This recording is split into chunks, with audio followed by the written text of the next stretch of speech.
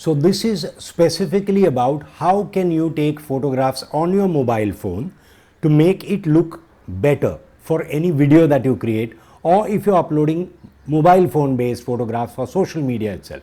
First and foremost, if you intend to take pictures that are going to go in the landscape mode, then keep your mobile phone in this way. See that the source of light is behind you. Now in my case, if I am the subject, then the source of light is in front of me. It falls on me. As simple as that. There are some complex photographs where you may have a bit of backlight. Now here, for example, there is a tube light behind me which throws a little light on what is behind me as well.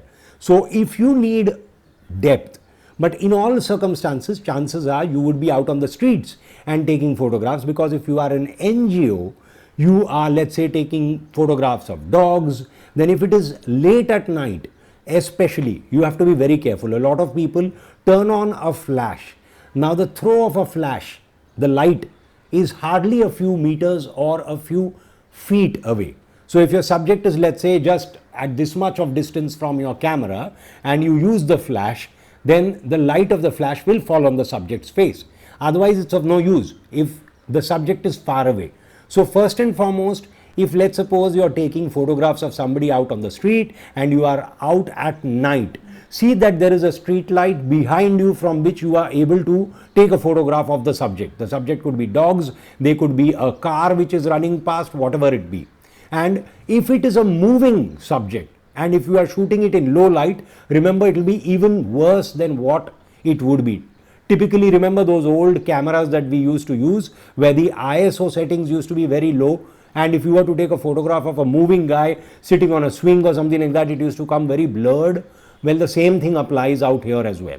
So if you are looking at taking pictures of non-moving objects and the light is low, you may still be able to pull it off. But otherwise, try to take your photographs in daylight with good amount of light, but soft light. Also, it does not mean that you go out in the middle of the afternoon.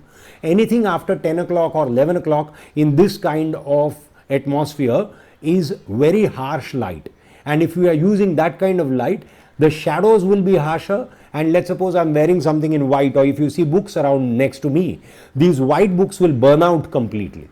So right now I'm shooting this video at around 6 in the evening, and that is the ideal time which is supposed to be golden hour for the best of photographs. So not that you can shoot everything at golden hour or early in the morning at 7 in the morning, but still try to keep the best photographs for those times and reach out to more people. Get more done out of what you can do. And if you need any kind of advice regarding how to improve your photographs, especially if you are an NGO and you want to show off your work, you could get in touch with me at ravi@talkaholicsproductions.com. That's ravi@talkaholicsproductions.com. Thank you.